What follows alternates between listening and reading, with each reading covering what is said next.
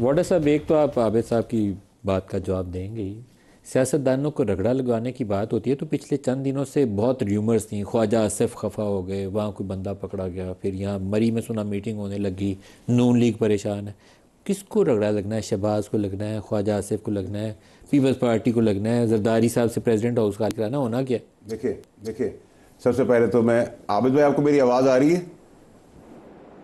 जी जी आ रही है मुझे। अच्छा आबिद भाई, मेरे बड़े भाई, तसल्ली से मेरी बात सुनिएगा। एक तो ये कि आप जल्दी से नाराज़ हो जाते हैं जमहूरियत के अंदर। सबसे पहली चीज़ ये सर कि आपने कहा मैंने बाजवा साहब से नून लीग ने डट के मुकाबला किया। बाजवा साहब को एक्सटेंशन आपने लेट के दी, नंबर एक। नंबर दो ये कि मैंने बूट की बात की, मैंने कहा बूट को इज्जत दो। आज से 5 साल पहले मेरी बात आज आप लोगों को ठीक लग रही है। आपने कहा वोट को इज्जत दो, मैंने कहा बूट को इज्जत दो। मैं तब भी गलत था। एक तरफ DG ISI बैठे हुए थे, एक तरफ बाजवा साहब बैठे हुए थे, एक तरफ इमरान खान साहब थे, बीच में एक मासूम सा नन्ना बच्चा मैं था। उन्होंने कहा माफ़ी मांगो। मुझे शर्म नहीं माफ़ी मांगने, मैं तो चपरासी से ही माफ़ी मांग लूँगा। मैंने कहा नहीं माफ़ी मांगूंगा क्योंकि मैं गलत नहीं हूँ। मैं गलत होऊंगा चपरासी से ही माफ़ी मांगूंगा, पब्लिक के सामने मांगूंगा, कैमरे के सामने मांगूंगा। मैं अपनी गलती पे माफ़ी मांगने में कोई कबात नहीं रखता। आपके ख्याल में नून लीग ने वोट को इज्जत दो का नारा छोड़ दिया और वोट की इज्जत दो का शुरू कर दिया? आप क्या कहना चाहते हैं? मेरी बात आबिद भाई, तीसरी चीज़ देखिए, मैंने आपको बताया आपके छोटे भाई ने 3 जो फाउंडेशन पिलर, पावर पिलर्स थे, DG ISI हफैज़ हमीद साहब, बाजवा साहब और इमरान खान साहब, प्राइम मिनिस्टर, चीफ, DGI, इन 3 के बीच में बड़ी मुश्किल से कोई सैंडविच बन के निकल सकता है। लेकिन मैं हक पे खड़ा था, नीयत पे खड़ा था, सच पे खड़ा था और आज भी खड़ा हूँ। मैंने अपनी चीज़ बदली नहीं। मैं नोट से, वोट से, बूट से चीज़ें फ्लिप नहीं करता रहा, चेंज नहीं होता रहा। ना ही मैंने कभी ये कहा कि जो आपने बाजवा साहब की बात की कि आपने लड़ाई लड़ी, ठोक में जाके लड़ी, फिर लेट के उनको एक्सटेंशन आपने दी, मैंने नहीं दी, मेरी पार्टी ने दी थी, लेकिन आपने भी तो दी ना। फिर खड़े रहते हैं आप उस वक्त, कहते हैं हम नहीं करेंगे, अंदर खाने की। नंबर एक। नंबर दो सर, मैंने आबिद शेर अली साहब कहीं पे किसी पार्टी का नाम नहीं लिया। मैंने ये कहा कि मुनाफिक सियासतदान जो पीछे अपने मुफादात के लिए कौम, मुल्क और अफवाज को रगड़ते आए हैं, अब उन्होंने ऐसा किया तो उनको रगड़ दिया जाएगा। अब उसमें आपने मेरी बात कर ली, मैंने तो आपकी बात की नहीं। आप अपने आप को सेल्फ अज्यूम्ड क्यों ले रहे हैं? अगर आपने माजी में की थी या मैंने की थी और आप करने की जरूरत करेंगे तो आप रगड़े जाएंगे, मैं भी रगड़ा जाऊंगा। तो क्लियर, रगड़ा किसको जाना है ये बताएं मुझे। मैंने आपको कहा जो तसलसल पाकिस्तान की तरक्की में लाएगा वो रगड़ दिया जाएगा अपने मफाद के लिए। तो पुराना जो हो चुका वो अब नहीं हो सकेगा, उसमें कोई भी शामिल था। मैं तो कोई कहता हूँ आप सब जनरलाइज करें। अब आपने सवाल किया मरी का, मरी वाला। देखिए मुझे तो उसकी सिचुएशन का पता नहीं, मुझसे बाहर था, लेकिन मैं ये से आपको बता सकता हूँ कि पंजाब में मैच हो रहा था। किस का? मुझे नहीं पता, क्रिकेट मैच हो रहा था। उस क्रिकेट मैच में पंजाब के एम्पायर ने उंगली उठा दी आउट की। जब थर्ड एम्पायर की स्क्रीन पे गया फैसला तो उसमें नॉट आउट आ गया। यहाँ तक मैं बात कर सकता हूँ। अच्छा, आप कह रहे हैं कि मैं कुछ नहीं कह रहा, मैंने तो क्रिकेट मैच की बात की। पंजाब वालों का मैच करवा रहे हैं आपस में। मैं तो कुछ नहीं कहा, आप खुद ही बेसिकली बात कर रहे हैं स्कूल ऑफ थॉट की। जो इन्होंने बात की है ना कि ये कैसे बूट वो उसकी मैं आपको बता देता हूँ। वो 3 चीज़ें हैं, इट्स अ सिंड्रोम। 3 चीज़ें हैं। पहले हाथ माफ़ी मांगना, हाथ बांधना, माफ़ी मांगना और बूट पॉलिश करना। ये 3 ट्रायड्स किसी एक ने टीवी पे कहा हुआ है कि इस तरह से हुकूमत में आते हैं, and she has learn very well. This is what he is referring to. अब रगड़े जाएंगे। देखिए मैं इससे एग्री करता हूँ, हर वो शख्स, हर वो इदारा, पंजाब हुकूमत के ऊपर हाथ साफ करके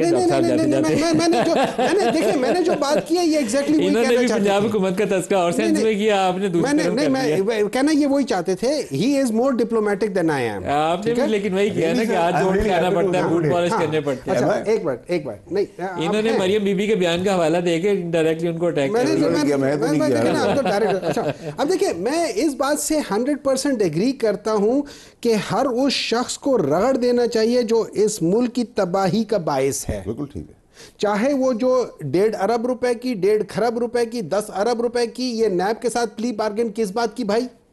मैं 10 अरब रुपए की बेईमानी करके 4 अरब दे के 6 अरब जेब में रख लूं या 6 अरब दे के 4 अरब जेब में रख लूं, किस बात की? ये चीज नहीं होनी चाहिए। नंबर 2, रगड़ेगा कौन? ये कौन डिसाइड करेगा कि रगड़ेगा कौन? अगर मेरे पास ताकत है, I am a people in power, is it my prerogative? No, it is not. That is why I disagree with the whole statement. मैं उसमें यह नहीं कहता कि भाई उनके पास, ठीक है, एस्टैब्लिशमेंट के पास है ताकत, लेकिन वो ताकत इसलिए नहीं है कि आप अपने विल पे इस्तेमाल करें लोगों के ऊपर. नंबर 2, पॉलिटिक्स में क्या उसका क्या मैं पास्ट में एस्टैब्लिशमेंट से गलतियां नहीं हुई जैसे पॉलिटिशियन से हुई हैं? हर एक से गलती हुई, और हर एक ने गलतियां जानबूझ के भी की हैं, अपने मफाद के लिए किए हैं.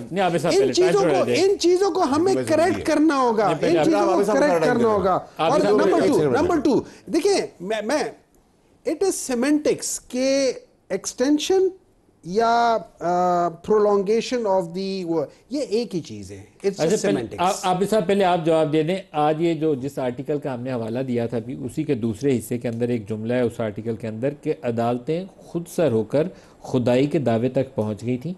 वो सियासी पसंद और नापसंद के जरिए हुकूमतें बनाने और तोड़ने में मसरूफ़ थी. अभी जब रगड़ा लगवाने का सवाल आएगा तो फिर वो रगड़ा कौन लगाएगा? मर साहब, पहले तो आपको मेरी तरफ से मुबारक हो. सॉरी, मुझे याद नहीं रहा आपने, आपको अचीवमेंट अवार्ड मिला, आपको उसकी तरफ से मेरी तरफ से बहुत बहुत मुबारकबाद. आप सब मैं अपने भाई वाडा साहब के लिए एक मिनट लूँगा आपसे. देखिए वाडा साहब, पहले तो मुझे समझ नहीं, रगड़ा खाएंगे क्यों भाई?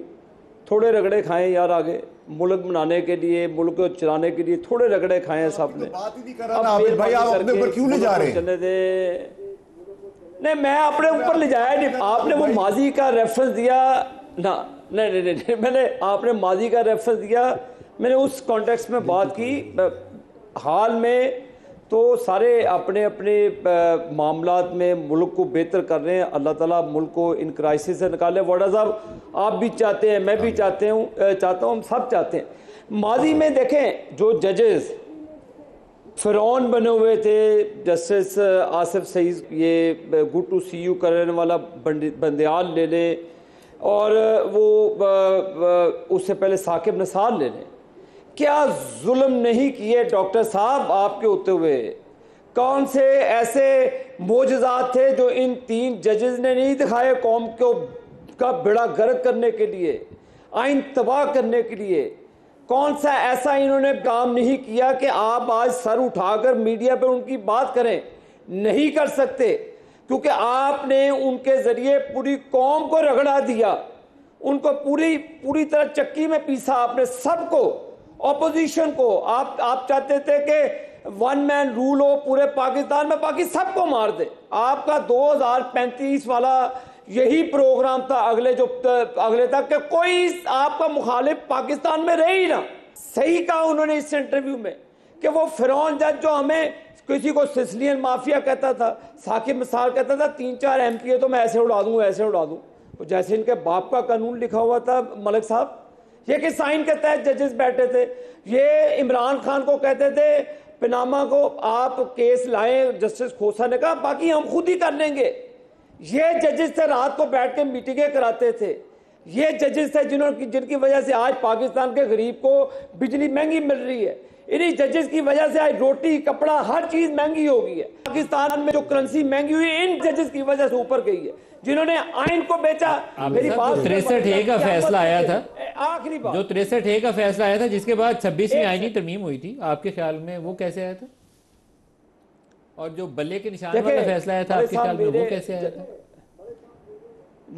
मेरे बड़े साहब, देखे, जजेस को आज़ाद होना चाहिए. अदालतें आइन के मुताबिक फैसला करें. जिस मुल्क में इंसाफ खत्म हो जाता है वो मुल्क तबाही के रास्ते पे फैसले करें. ईमान को सामने रखते हुए अल्लाह को जवाब देना है उन्होंने.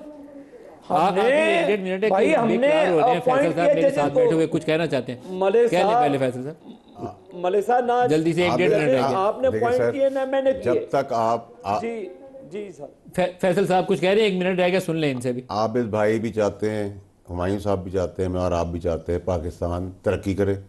उसके लिए आपको NFC को देखने की जरूरत है, आपको 18वीं तरमीम सूबों को देखने की जरूरत है. NFC रिव्यू होना चाहिए, सपोर्ट दैट. लेकिन ऑपरेशन जो हो रहे हैं, जो पहले हमने अपने मुफाद के लिए ऑपरेशन रोक के सियासत करने के लिए, वो ऑपरेशन ना रोके जा सकेंगे. पाकिस्तान कोई दहशतगर्दी से पार अभी करना है, आबिद शेर अली ने है। एक प्लान का हवाला दिया जो इमरान को 10 साल रखने के लिए पावर में एक मंसूबा था। ये काफ़ी सालों में हमारे यहाँ ये आ जाता है हर 10-15 साल के बाद। अभी तो ऐसा कोई 10 साल का मंसूबा नहीं। फिर अब तो आप कंटिन्यूएशन का तज़किरा कर रहे थे, मैं इसलिए दोबारा पूछ रहा हूँ। अभी तो ऐसा प्लान नहीं। देखिए कंटिन्यूएशन तो अल्लाह की मर्जी से खत्म हो सकती है, बंदे की मर्जी से तो नहीं हो सकती। आपने तो बात ही खत्म कर दी है फिर। तो आपने वर्ल्ड कंटिन्यूएशन की बात की ना, पाकिस्तानी कंटिन्यूएशन कौन रोक सकता है? अल्लाह के हाथ में है, तो फिर तो कोई बाकी चीज़ें मैटर ही नहीं बिल्कुल सही, आपको अंडरस्टूड होनी चाहिए, ये तो अल्लाह के ऊपर है। कंटिन्यूएशन पाकिस्तान की तरक्की की तो अल्लाह मियां के हाथ में ही है, बंदे के हाथ में तो नहीं है।